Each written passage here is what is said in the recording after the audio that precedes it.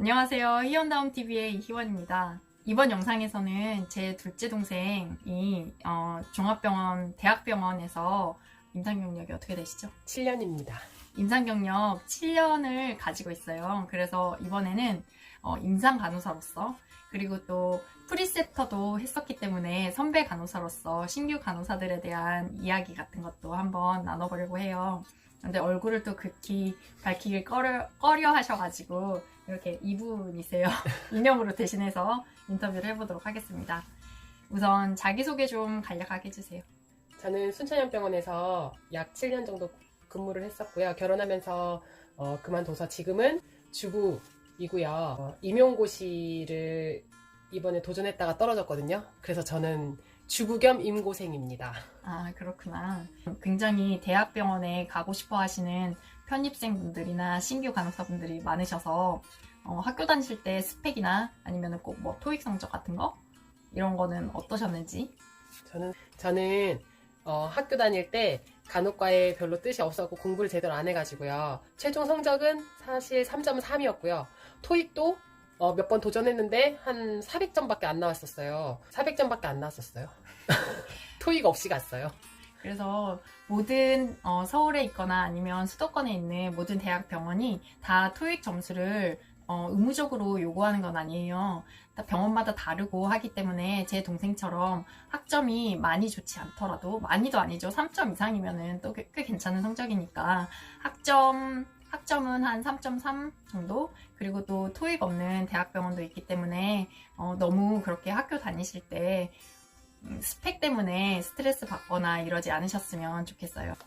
그래서 학점은 3점대 중반, 그리고 토익 없이 경기도에 있는 대학병원에 입사했습니다.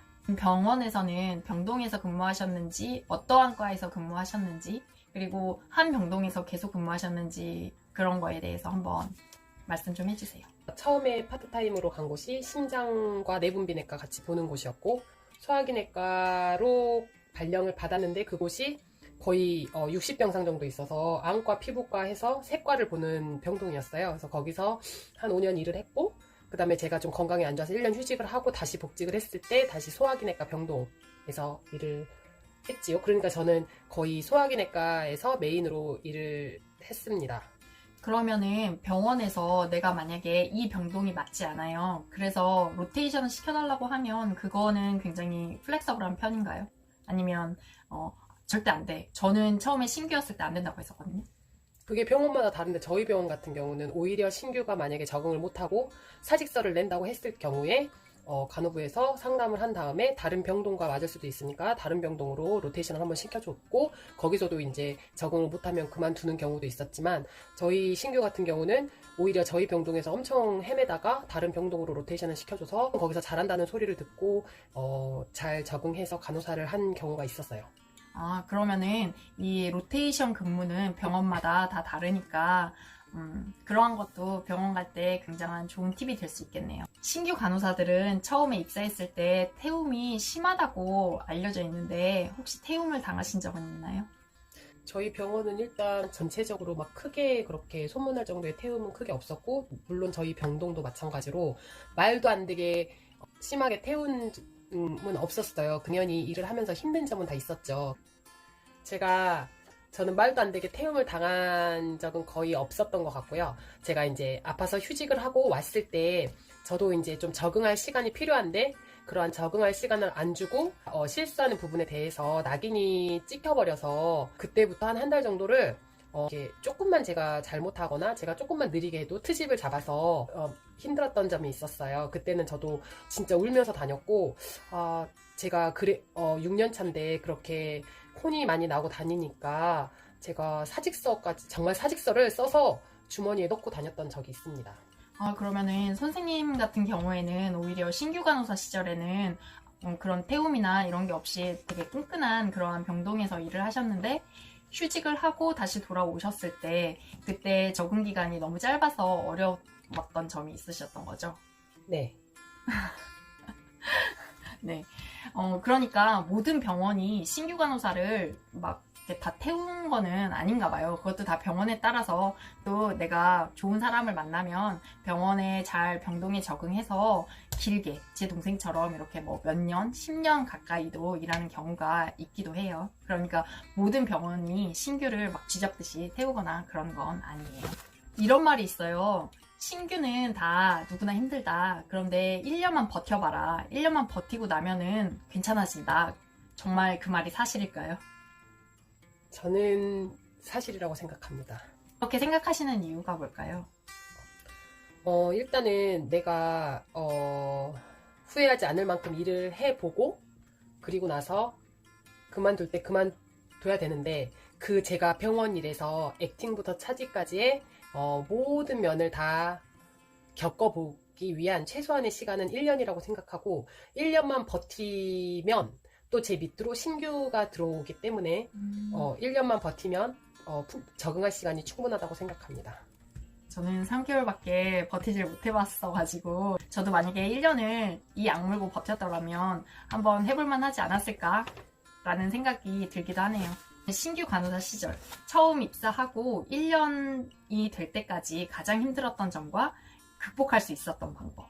선생님은 굉장히 그래도 길게 가신 편에 속하니까 그렇게까지 내가 병원에 길게 근무할 수 있었던 자신만의 노하우나 아니면 팁 같은 게 있을까요?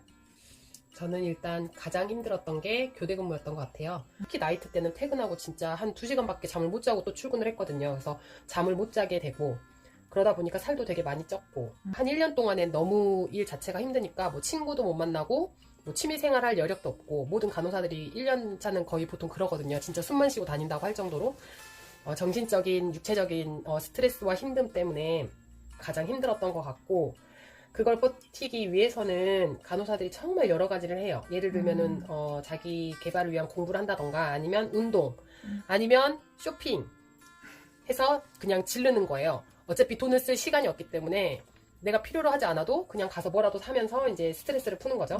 일단 기본적으로는 저희가 항상 동기사랑이라고 하거든요. 그러니까 그 힘든 걸 알아주는 사람은 역시 동기밖에 없다. 같은 병동에 있는 동기끼리 무조건 친하게 지내야 되고 그 동기끼리 뭉치고 계속 중간중간 서로 피드백을 해주고 들어주고 도와주고 이게 이렇게 서로 배려하면서 금기가 있으면 그게 정말 힘이 많이 돼요. 그리고 올드 선생님들도 자기랑 마음이 맞는 선생님들이 있으면 끊임없이 소통하고 계속 얘기를 하고 그러면서 좀 스트레스 같은 걸 풀어가면서 적응을 해 나가야 될 것 같고 또 한 가지 중요한 거는 일단 제가 실력이 있어야 되기 때문에 끊임없이 계속 공부를 하는 모습이 필요한 것 같아요.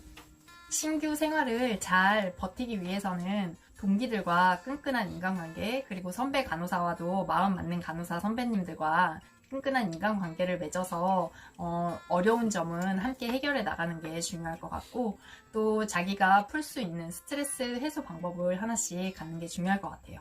그리고 공부는 좀 기본적으로 지식이 있어야지 또 내가 어디 가서 꼴리지도 않으니까 공부도 해주시고 이렇게 3박자가 잘 갖춰지면 1년만 버티시면 신규 간호사 선생님들도 일하시기 훨씬 수월해지실 거라고 생각이 드네요.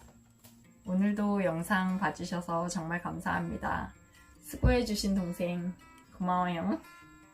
우리 다음 영상에서 봐요. 안녕.